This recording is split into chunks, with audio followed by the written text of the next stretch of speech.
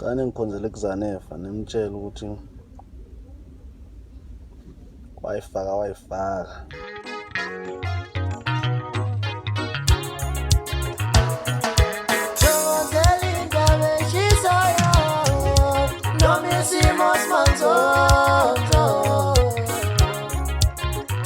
Sibingelele phinde sikwamukele embukele emakhaya kwesimanzonzo sikuphathele indaba zamaskandi ehamba phambili ney'fika ngesikhathi futhi sibonga kakhulu ngesupport ensanithe nasipha yona. Namhlanje-ke ake siqale ngokubheka abantu abaphendule right i-quiz yanamhlanje. I-quiz-ke yayibuziwe ukuthi sithini isihloko sikaMtshengiseni Gcwetha Endidane, isihloko sayo sokuqala. Abantu abaningi-ke baphendulile noma kukhona-ke ababhedile. I-answer right sithi ukhona uShembe. Esithi inyoni yami le akusona esokuqala ngqa. Ake ngihlale kuzo-ke iy'ndaba noma iy'hloko engikuphathele zona namhlanje izoqala izokuthi uKhuzani uthi abaculi izobafaka voicemail bonke. Kanti sekukhona iqembu elibizwa ngokuthi amageza amasha. Abantu bajwayeleke amageza amahle. Kanti ezinye zithi iyaqhubeka ipi phakathi kwaZane Ezimnyama ezogcina zithi amageza amahle akhala ngophondo okhuzini. Mase bakhona imaskandi quiz lapho esuke sibona khona ukuthi ngabe umaskandi ngoba ulandela uyawazi. Ake ngihlale kuzo-ke iy'ndawo zamaskandi sengigxila. uKhuzani uthe uzobafaka ku-voicemail bonke. Lokhu kusho emva kokuthi kade ekhipha iy'thombe ethi kade ey'khiphile namagidangoma akhe uzowaveza nevidiyo lapho bedatsa khona. Uthe lokhu kuveziswa ukuthi la kumaskandi akekho noyedwa ongaveza ukuthi amagidangoma akhe kade emsiza emcimbini maphi. Uthi abantu abaningi sebalahlile kodwa uthi yena asekhona amagidangoma akhe uyakwazi ukuthi futhi ay'khiphe nabo njengoba kade ey'khiphile beyodansa lapha. Wasethi bonke-ke abantu uzobafaka voicemail. Wasethi abantu bazozwa ngetshe etanyeni nje njengenyoni uma uyidubula ngetshe. Ake sihlangane ezansi-ke sibongele uKhuzani ngale nto le akayenzayo ukuthi ekwazi ukuthi abantu abamsizayo aphinde nabo futhi akwazi ukuthi ajabule nabo noma isikhathi sisibi kanje kuyisikhathi se-lockdown imali ingekho.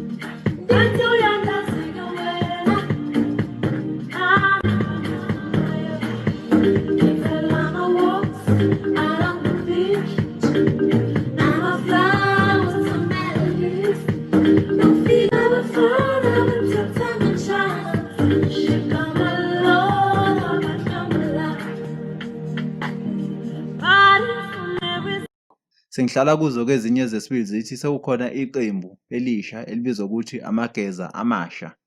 Abantu abaningi-ke noma bengajabule abanye futhi bajabule bathi leli qembu leli lizodala nje ipi kumaskandi njengoba besola lo omphathi walo uStyle. uStyle siyamazi ukuthi umuntu owavunywa nayiNdidane ukuthi uculiso wakhe futhi uwumuntu ofana naye iNdidane ngisho uma umbuka. uStyle uthe usevule leli qembu-ke elibizwa ukuthi amageza amasha. Wasethembisa-ke futhi ukuthi ubophele iskimu esiqinile kula gruphu le. Abantu abaningi babe sebesola ukuthi kungenzekani ukuthi uStyle uselande uMamJinji. Sikhumbula ukuthi uMamJinji uhlubukile kumageza amasha wayevulela iqembu lakhe libizwa ukuthi abanikazi. Abantu-ke baneme abanye futhi bajabule bathi lo uzodala ukukhuluma nje endimeni zamaskandi. Why evule iqembu elicishe elifana nokuthi amageza amahle yena wazethi amageza amasha. Ake sihlangane ezansi-ke sizwe ukuthi wena lezi ndaba lezi zikuphatha kanjani. Ngabe uStyle ngempela udala uchuku noma nje ku-right umdlalo omuhle awuqhubeke.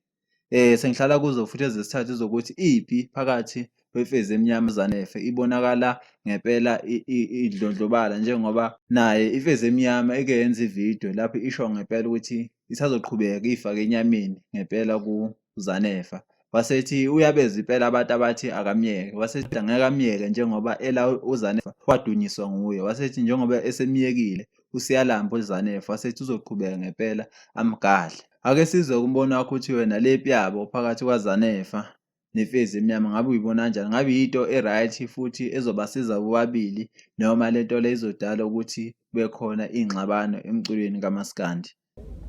Bangihekhile ku-Instagram, bangihekela ukuthi uma ngibaphethe why ngingabafaki emakhampanini anje. Kanti kuyalindwa. Cane ngikhonzele kuZanefa nimtshele ukuthi wayifaka ningikhonzele kugologo bomvu nimtshela ukuthi wangena ningikhonzele kuMbumbayi nimtshela ukuthi ungene wangena dlalwa la ashisa. Sengiphetha kube khona uMaskandi quiz lapho esiku-check-a khona impela ukuthi uMaskandi njengoba ulandela uyawazi yini. Namhlanje-ke umbuzo engikuphathe wona uthi khona uMaskandi oyingqalabutho impela ohlonishwayo kwi-history nje yamaskandi. Lo Maskandi lo waduma ngokuthi akwazi ukucula noma ehamba nge-wheelchair. Kunike i-hint ukuze mhlawumbe umkhumbule. Lo muntu lo uqhamuka kulezi indawo ey'delelekile nje indawo ojwayele ukuhlekiswa ngayo. Ngeke ngisho ngegama kodwa sesiyohlala kwi-comment section sizwe ukuthi ubani lo mculi lo wadumayo wayehamba nge-wheelchair eshaya ingoma enenkosi phakathi. Umfana wamahlobo ake ngiyibeke la kodwa ngikutshene ukuthi kweSimanzonzo indaba ayipheli. Siyohlangana futhi ngokuzayo. Ngiyabonga.